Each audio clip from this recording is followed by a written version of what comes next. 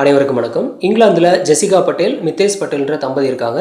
இந்த ஜெசிகாவுக்கு வயசு 34 ஆகுது. இந்த மித்தேஷ்க்கு வயசு 37 ஆகுது. இவங்களுக்கு லவ் மேரேஜ் தான். இவங்க கல்யாணம் பண்ணி 9 வருஷம் ஆகுது. இந்த 2 பேருக்குமே பூர்வீகம்னு பார்த்தா இந்தியா தான். இவங்களுக்கு கல்யாணம் ஆனதுலேருந்து இப்போ வரைக்கும் குழந்தையே கிடையாது.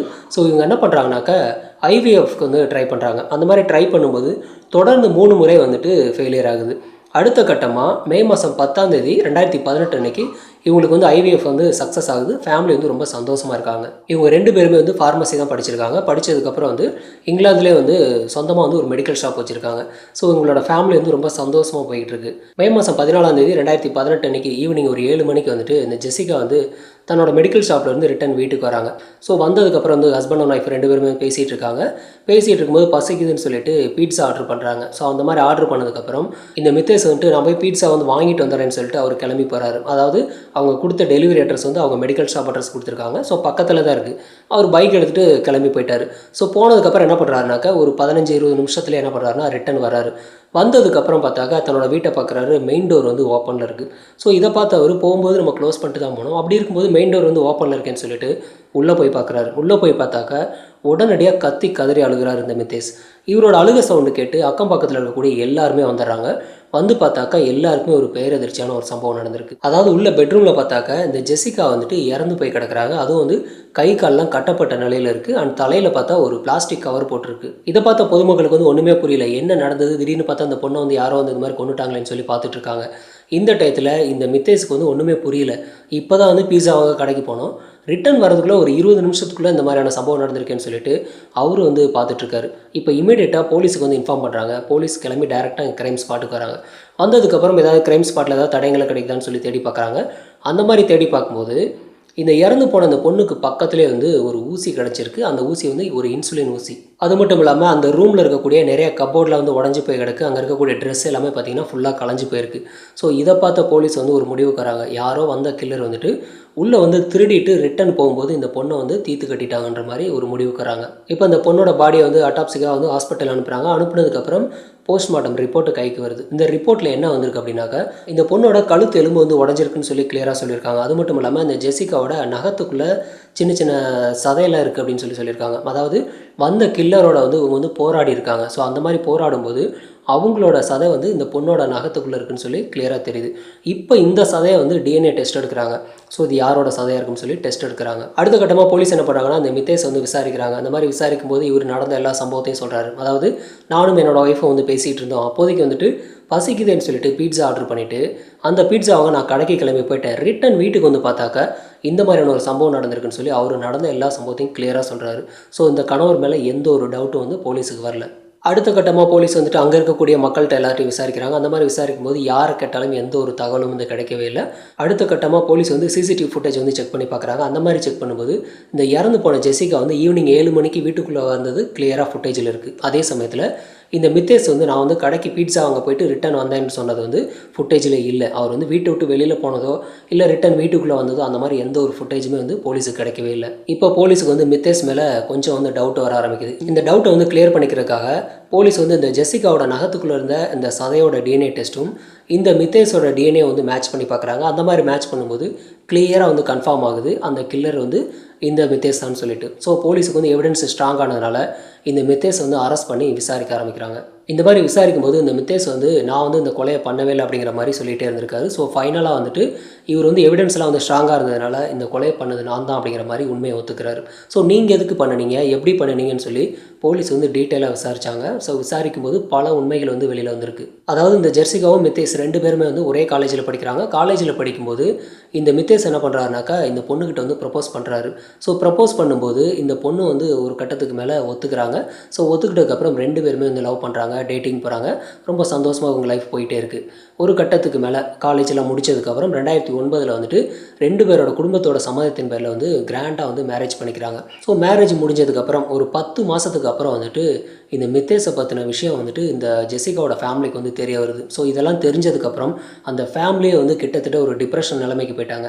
அப்படி என்ன சம்பவம் நடந்திருக்கு அப்படின்னாக்கா இந்த மித்தேஸ் வந்துட்டு ஒரு நாள் கூட தன்னோட தாம்பத்தியத்தில் இல்லை அப்படிங்கிற மாதிரி இந்த ஜெசிகா சொல்லியிருக்காங்க. அதாவது லவ் பண்ணி தான் கல்யாணம் பண்ணிக்கிட்டாரு. அப்படி இருக்கும்போது என் கூட ஒரு நாள் கூட இவர் வந்து உல்லாசமாக இருந்ததில்ல, என்னை வந்து இவருக்கு பிடிக்கல போல இருக்குது அப்படிங்கிற மாதிரி இந்த பொண்ணு சொல்லியிருக்காங்க. ஸோ இதை கேட்டதும் இந்த ஜெசிகாவுக்கு வந்து 2 தங்கச்சி இருக்காங்க. ஸோ அந்த பொண்ணுங்களாக இருக்கட்டும், இவங்க பேரண்ட்ஸ்ன்னு சொல்லி எல்லாருமே கிட்டத்தட்ட டிப்ரெஷன் நிலைமைக்கு போயிட்டாங்க. ஸோ தன்னோட பொண்ணோட வாழ்க்கையை வந்து போயிடுச்சு அப்படிங்கிற மாதிரி அவங்க ஃபீல் பண்ணிட்டு இருக்காங்க. இந்த ஜெசிகாவுக்கு வந்துட்டு 2 தங்கச்சி இருக்காங்க. அதில் ஒரு தங்கச்சியோட பேர் வந்து திவ்யா, இன்னொருத்தரோட பேர் வந்து மினல். இந்த 2 பொண்ணுங்க தான் கோர்ட்டில் வந்து சாட்சியை சொல்லியிருக்காங்க. என்னெல்லாம் சொல்லியிருக்காங்கனாக்கா, எங்ககிட்ட எங்கள் அக்கா வந்து பல விஷயங்கள் சொல்லி அழுதுருக்கான்னு சொல்லி நடந்த சம்பவம் எல்லாத்தையும் கிளியராக சொல்கிறாங்க. அப்படி என்ன நடந்திருக்கு அப்படின்னாக்கா, இந்த கணவன் மனைவி 2 பேருக்கும் கல்யாணம் ஆனதுலேருந்தே இவங்களுக்குள்ள வந்து தாம்பத்தியமே எதுவும் நடக்காமல் இருந்திருக்கு. ஸோ இந்த டயத்தில் இவங்க வீட்டுக்குள்ளே பார்த்தீங்கன்னா புதுசாக அமித் அப்படின்ற ஒரு ஃப்ரெண்டை வந்து இந்த மித்தேஷ் வந்து கூட்டிகிட்டு வராரு. ஸோ இதை கூட்டிகிட்டு வந்துட்டு இவன் தான் என்னோட ஃப்ரெண்டு, இவன் என்னோட க்ளோஸ் ஃப்ரெண்டு அப்படிங்கிற மாதிரி அறிமுகப்படுத்துறாரு. இப்போ ஒட்டுமொத்த ஃபேமிலியை வந்துட்டு ரொம்ப அதிர்ச்சியாக பார்க்குறாங்க. ஏன் அப்படின்னாக்கா, ஆல்ரெடி வந்து கல்யாணமாகி வீட்டில் வந்து ஒய்ஃப் இருக்காங்க. அப்படி இருக்கும்போது முன்ன பின்ன தெரியாத ஒரு ஆம்பளை வந்து வீட்டுக்கு கூட்டிகிட்டு வந்தாக்க பார்க்குறவங்க என்ன பேசுவாங்க, தப்பாக பேச மாட்டாங்களா அப்படிங்கிற மாதிரி வீட்டில் உள்ள எல்லாரும் சொல்லியிருக்காங்க. ஆனால் அந்த நபர் அதை கேட்கவே இல்லை. அந்த ஃப்ரெண்டு பார்த்தீங்கன்னா எப்போ வேணாலும் வருவார் போவார். அதே சமயத்தில் இங்கே வீட்டிலே வந்து சில நாள்லாம் பார்த்தீங்கன்னா தங்கியிருப்பார். ஸோ இந்த மாதிரி போயிட்டு இருக்கக்கூடிய சூழலில் தான் இவங்க என்ன பண்ணுறாங்கனாக்கா, 2 பேருமே சேர்ந்து, அதாவது இந்த மித்தேஷும் இந்த ஜெசிகா 2 பேரும் சேர்ந்து ஒரு மெடிக்கல் ஷாப் ஆரம்பிக்கிறாங்க. இவங்க இருக்கக்கூடிய அந்த வீட்டிலேருந்து ஒரு 50 கிலோமீட்டர் தள்ளி வந்து மெடிக்கல் ஷாப் ஆரம்பிக்கிறாங்க. இந்த ஜெசிகா வந்து இப்போ ரொம்ப சந்தோஷத்தில் இருக்காங்க. ஏன்னா வீட்டில் இருக்கும்போது தான் நம்ம கூட வந்து சந்தோஷமாகவே இல்லை. ஒரு 50 கிலோமீட்டர் தள்ளி போனதுக்கப்புறமாவது நம்ம மேலே ஒரு வேளை இன்ட்ரெஸ்ட் வரலாம், நம்ம வந்து சந்தோஷமாக இருக்கலாம் அப்படிங்கிற மாதிரி அந்த பொண்ணு நினச்சிட்டு இருக்காங்க. ஆனால் அங்கே போனதுக்கப்புறம் மெடிக்கல் ஷாப் வச்சதுக்கப்புறம் இந்த நபரோட கேரக்டரை இன்னும் வேறு மாதிரி ஆகுது. ஏன்னா இந்த பொண்ணை வந்து கண்ட்ரோல் பண்ண ஆரம்பிக்கிறாரு. நீ வந்து யாருக்கிட்டையும் பேசக்கூடாது, எங்கேயுமே போகக்கூடாது அப்படிங்கிற மாதிரி கண்ட்ரோல் பண்ண ஆரம்பிக்கிறாரு. சப்போஸ் இந்த பொண்ணு இவங்க பேச்ச மாரி யாருக்கிட்டையாவது பேசினா அவங்க வந்து பயங்கரமாக அடிக்க ஆரம்பிச்சிருக்காரு. இந்த ஜெசிகா வந்துட்டு அவங்க அப்பா அம்மா கூட இருந்தாங்க அப்படின்னாக்க மேக்ஸிமம் ஒரு நாள், அதுக்கு மேலே இருக்கக்கூடாது அப்படிங்கிற மாதிரி கண்ட்ரோல் பண்ணுறாரு. மீறி ஒரு வேளை இருந்தாங்க அப்படின்னாக்கா அந்த பொண்ணுக்கு மறுபடியும் அடி தான் விழுது. ஸோ இந்த மாதிரி கிட்டத்தட்ட கொடுமைப்படுத்திக்கிட்டே இருந்திருக்காரு. இதே மாதிரியே பார்த்தீங்கன்னா வாழ்க்கை போய்கிட்டே இருக்குது. கிட்டத்தட்ட கல்யாணம் ஆனதுலேருந்து 6 வருஷம் ஆயிடுது. தாம்பத்தியமும் கிடையாது, எந்த ஒரு குழந்தையும் கிடையாது. இந்த டயத்தில் என்ன பண்ணுறாருன்னா, இந்த மித்தேஷ் வந்துட்டு நம்ம வந்து ஐவிஎஃப் பண்ணலாம் அப்படிங்கிற மாதிரி ஒரு ஐடியா கொடுக்குறாரு. இதை கேட்ட இந்த ஜெர்சிகா என்ன பண்ணுறாங்கனாக்கா, தனக்கு வந்துட்டு சந்தோஷம் தான் இல்லை, ஸோ லைஃப்பில் ஒரு குழந்தையாவது கிடைக்குமே அப்படிங்கிறக்காக அவங்களும் வந்து ஒத்துக்கிறாங்க. என்ன பண்ணுறாங்கனாக்கா, ஐவிஎஃப் வந்து ட்ரை பண்ணுறாங்க, ஃபெயிலியர் ஆகுது. தொடர்ந்து 3 தடவை ட்ரை பண்ணுறாங்க, 3 வருஷம் காலி ஆகுதே தவிர, ஆனால் ஐவிஎஃப் வந்து சக்ஸஸே ஆகலை. ஃபைனலாக 9வது வருஷம் வந்துட்டு இவங்க வந்து ஐவிஎஃப்க்கு வந்து ட்ரை பண்ணுறாங்க. அதாவது 4வது முறையாக அந்த மாதிரி ட்ரை பண்ணும்போது இவங்களுக்கு வந்து ஐவிஎஃப் வந்து சக்ஸஸ் ஆகுது. அதாவது மே மாதம் 10ஆம் தேதி வந்துட்டு ஹாஸ்பிட்டல்லேருந்து சொல்கிறாங்க உங்களுக்கு வந்து சக்ஸஸ் ஆகிடுச்சின்னு. ஸோ இதை கேட்டதும் ஃபேமிலி வந்து ரொம்ப சந்தோஷமாக வராங்க. இவங்க சந்தோஷம் ஒரு 4 நாள் கூட நீடிக்க கிடையாது. அதாவது மே மாதம் 10ஆம் தேதி வந்து ஐவிஎஃப் வந்து சக்ஸஸ் ஆகுது. மே மாதம் 14ஆம் தேதி இந்த பொண்ணு வந்து உயிரோடவே இல்லை.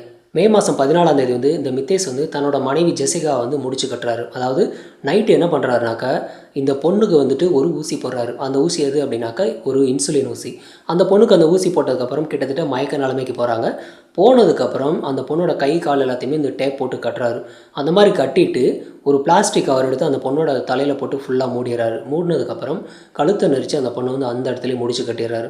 ஸோ இந்த பொண்ணை வந்து கொன்னதுக்கப்புறம் என்ன பண்ணுறாருனாக்கா, போலீஸ்கிட்ட மாட்டிக்கூடாது அப்படிங்கிறக்காக அவங்க வீட்டில் ஏதோ வந்து திருட்டு போயிடுச்சு அப்படிங்கிற மாதிரி ஒரு செட்டப் பண்ணுறாரு. அதனால் அங்கே இருக்கக்கூடிய கபோர்டாக இருக்கட்டும், பீரோவாக இருக்கட்டும் எல்லாத்தையும் அடிச்சு நொறுக்கிறாரு. ஸோ அங்கே இருக்கக்கூடிய எல்லா ட்ரெஸ்ஸையும் பார்த்தீங்கன்னா களைச்சி போடுறாரு. இந்த மாதிரி போட்டுட்டு என்ன பண்ணுறாருனாக்கா, அவர் வந்துட்டு வீட்டுக்கு வெளியில் வந்துடுறாரு. அதாவது பீட்சா வாங்கிட்டு ரிட்டர்ன் வீட்டுக்கு வந்துடுறேன் அப்படிங்கிற மாதிரி ஒரு செட்டப் பண்ணணுங்கிறக்காக வீட்டுக்கு வெளில வந்துடுறாரு. இப்போ போலீஸ் என்ன பண்ணுறாங்கனாக்கா, ஒரு கேள்வியை முன்வைக்கிறாங்க. அதாவது உங்களுக்கு வந்துட்டு ஒய்ஃபை பிடிக்கலனா டிவோர்ஸ் பண்ணியிருக்கலாம், இல்லை குழந்தை தான் வேணும்னா நீங்கள் ஐவிஎஃப் பண்ணீங்க, அதுவும் சக்ஸஸ் ஆகிடுச்சு, அப்படி இருக்கும்போது எதுக்காக நீங்கள் வந்து கொலை பண்ணினீங்கன்னு சொல்லி கேட்குறாங்க. ஸோ அதை கேட்கும்போது தான் இன்னும் பல அதிர்ச்சியான தகவல்லாம் வெளியே வருது.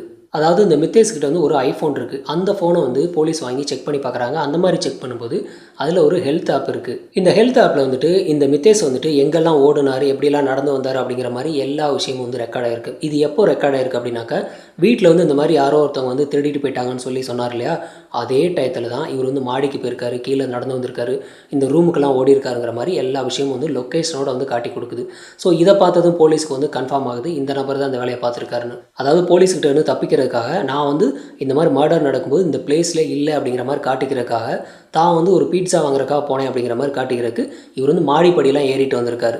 அது மட்டும் இல்லாமல் இந்த நபரோட மொபைலை செக் பண்ணும்போது இன்னும் பல விஷயங்கள் வெளில வருது. அதாவது கிரிண்டர் அப்படின்ற ஒரு கே ஆப் கிடைக்குது. அந்த கே ஆப் பார்த்திங்கன்னா கடந்த 10 வருஷமாக வந்து இந்த நபர் வந்து யூஸ் பண்ணிட்டு இருந்திருக்காரு. அதாவது கல்யாணம் ஆகிறதுக்கு முன்னாடி இருந்தே யூஸ் பண்ணிட்டு இருக்காரு. இந்த மித்தேஷ் வந்து ஒரு கே, இவருக்கு வந்து பொண்ணுங்களை பார்த்தாவே சுத்தமாக பிடிக்காது. அப்படி இருக்கக்கூடிய சூழலில் எப்படி இவர் வந்து லவ் பண்ணார் அப்படின்னாக்க, இவர் வந்துட்டு ஃபேமிலியில் வந்து இதை பற்றி சொல்ல முடியல. ஏன்னா நான் வந்து ஒரு பையனை தான் வந்து கல்யாணம் பண்ணிக்குவேன் அப்படிங்கிற மாதிரி சொன்னால் ஃபேமிலியில் எல்லோரும் கேவலமாக பேசுவாங்க. அதே சமயத்தில் இந்த சமூகத்தை பொறுத்த வரைக்கும் ஒரு மனைவி வேணும், ஒரு குழந்தை வேணும் அப்படிங்கிற மாதிரி ஒரு ஐடியா பண்ணுறாரு. அதுக்காக என்ன பண்ணுறாருன்னா, பிளான் பண்ணி காலேஜ் படிக்கும்போதே இந்த ஜெசிகா வந்து லவ் பண்ணுறேங்கிற பேரில் ஏமாற்றிருக்காரு. இந்த பொண்ணு அதை நம்பி வந்து இவர் வந்து லவ் பண்ணியிருக்காங்க. ஸோ ஊருக்காக என்ன பண்ணுறாருனாக்கா கல்யாணமும் பண்ணிக்கிறாரு. கல்யாணம் பண்ணதுக்கப்புறம் என்ன இருந்தாலும் இவர் வந்து கே அப்படிங்கிறதுனால இந்த பொண்ணை இவருக்கு வந்து சுத்தமாக பிடிக்கவே இல்லை. ஸோ தாம்பத்தியங்கிறது இவங்க லைஃப்பில் நடக்கவே இல்லை. ஸோ அடுத்தது என்ன பண்ணுறாங்கனாக்கா, எப்படியும் குழந்தை வேணும் அப்படிங்கிறதுனால ஐவிஎஃப் ட்ரை பண்ணுறாங்க. அந்த மாதிரி ட்ரை பண்ணும்போது 3 தடவை ஃபெயிலியர் ஆகி 4வதோட வந்து ஓகே ஆகுது. இந்த ஐவிஎஃப் எதுக்கு ட்ரை பண்ணுறாரு அப்படின்னாக்கா, அதுக்கும் ஒரு பெரிய ரீசன் இருக்குது. அதாவது இந்த கே ஆப் மூலயமா மீட் பண்ணவர் தான் இவரோட ஃப்ரெண்டு அமித். ஸோ அந்த அமித்தும் பார்த்தீங்கன்னா ஒரு கே தான். ஸோ 2 பேருமே பார்த்தீங்கன்னா இங்கே வீட்டுக்கு வந்துட்டு 2 பேர் உல்லாசமாக இருக்கிறது, அங்கே மெடிக்கல் ஷாப்பில் உல்லாசமாக இருக்கிறதுன்னு சொல்லி இவங்களோட உல்லாச வாழ்க்கை வந்து போய்கிட்டே இருந்திருக்கு. ஸோ இந்த டயத்தில் என்ன நடக்குதுன்னா, அந்த அமித்துக்கு வந்து ட்ரான்ஸ்ஃபர் வந்து ஆஸ்திரேலியாவுக்கு போகிறாரு. ஸோ ஆஸ்திரேலியாவுக்கு போயிடவும் அவரை பார்க்காம இவரால் இருக்கவே முடியல. என்ன பண்ணுறாருனா, எப்படியும் ஆஸ்திரேலியா போகணும், அதுக்கு ரீசன் வேணும். அதே சமயத்தில் இந்த சமூகத்தை பொறுத்த வரைக்கும் ஒரு குழந்தை வேணும் அப்படிங்கிற மாதிரி ஒரு பிளான் பண்ணுறாரு. ஆனால் இவங்க 2 பேரும் சேர்ந்து குழந்தை பெற்றுக்க முடியாது அப்படிங்கிறதுனால இந்த பொண்ணுக்கிட்ட இருந்து குழந்தை வேணும், ஆனால் நம்ம வந்து தாம்பத்தியம் வச்சுக்க முடியாது அப்படிங்கிறதுனால குழந்தையும் பெற்றுக்கணும், அதே சமயத்தில் இந்த பொண்ணும் இருக்கக்கூடாதுன்னு ஒரு முடிவு பண்ணி என்ன பண்ணுறாருன்னா ஐவிஎஃப் வந்து ட்ரை பண்ணுறாங்க. ட்ரை பண்ணி சக்ஸஸ் ஆனதுக்கப்புறம் இந்த பொண்ணை வந்து தீர்த்து கட்டுறாரு. அதாவது இந்த பொண்ணை வந்து தீர்த்து கட்டிட்டு இந்த பொண்ணோட எம்ப்ரியோவை எடுத்துகிட்டு போயிட்டு அங்கே ஆஸ்திரேலியாவில் போயிட்டு குழந்தை பெற்றுக்கலான்னு சொல்லி ஒரு முடிவு பண்ணியிருக்காரு. ஸோ இந்த முடிவு எதுக்காக அப்படின்னாக்கா, ஊரை பொறுத்த வரைக்கும் ஒரு குழந்தை வேணும். அதே சமயத்தில் இவர் வந்துட்டு ஒரு கே அப்படிங்கிறது வெளியில் தெரிஞ்ச அவமானம் அப்படிங்கிறதுனால அந்த நபரோட ஃப்ரெண்ட்ஸுங்கிற பேரில் அங்கே ஆஸ்திரேலியாவில் சுற்றலாம். அதே சமயத்தில் தனக்கு ஒரு குழந்தையும் கையில் இருக்கும் அப்படிங்கிறக்காக பக்காவாக ஒரு பிளான் பண்ணி தான் இந்த மாதிரியான ஒரு காரியத்தை பண்ணியிருக்காரு. இந்த ஜெசிகாவை கொலை பண்ணதுக்கு இது மட்டும்தான் ரீசனா அப்படின்னு கேட்டால் கண்டிப்பாக அதுவும் கிடையாது. இன்னொரு ரீசனும் இருக்குது. அதாவது இந்த ஜெசிகா பேரில் இந்திய மதிப்பில் 20 கோடி ரூபாய்க்கு இன்சூரன்ஸ் போட்டிருக்காரு. ஸோ அந்த 20 கோடி ரூபா பணத்துக்காகவும் தான் சேர்த்து வந்து முடிச்சு கட்டியிருக்காரு. ஒரு பக்கம் பணமும் கிடைக்கும், இன்னொரு பக்கம் தன்னோட காதலனான அமித்தும் கிடைச்சிக்கும் அப்படிங்கிறதுனால ஒரே கல்ல 2 மாங்கான்னு சொல்லி அவர் வந்து பிளான் பண்ணியிருக்காரு. ஸோ எல்லா ப்ரூஃபையும் வந்துட்டு கோர்ட்டில் வந்து சப்மிட் பண்ணுறாங்க. சப்மிட் பண்ணதுக்கப்புறம் இவர் தான் குற்றவாளின்னு சொல்லி கன்ஃபார்மே ஆகுது. கன்ஃபார்ம் ஆனதுக்கப்புறம் இவருக்கு வந்துட்டு 30 ஆண்டுகள் பார்த்திங்கன்னா சிறை தண்டனை கொடுக்குறாங்க. இந்த மாதிரி மனநிலையில் இருக்கக்கூடிய ஆண்கள் வந்து கல்யாணமே பண்ணிக்காதீங்க. நீங்கள் வந்துட்டு உங்கள் ஃபேமிலிக்காகவோ இல்லை வந்து ஊருக்காகவோ வந்துட்டு கல்யாணன்ற பேரில் ஒரு பொண்ணோட லைஃப்பை வந்து சிதைச்சிடாதீங்க. ஸோ அந்த மாதிரி இருக்கக்கூடிய ஆட்கள் தைரியமாக உங்கள் குடும்பத்தில் வந்து சொல்லிடுங்க. அதை விட்டுட்டு கல்யாணன்ற பேரில் ஒரு பொண்ணோட வாழ்க்கையை சீரழிச்சிடாதீங்க. இந்த கேஸை பற்றின உங்களோட கருத்துக்களை கமெண்ட்டில் பதிவு பண்ணுங்கள். நன்றி.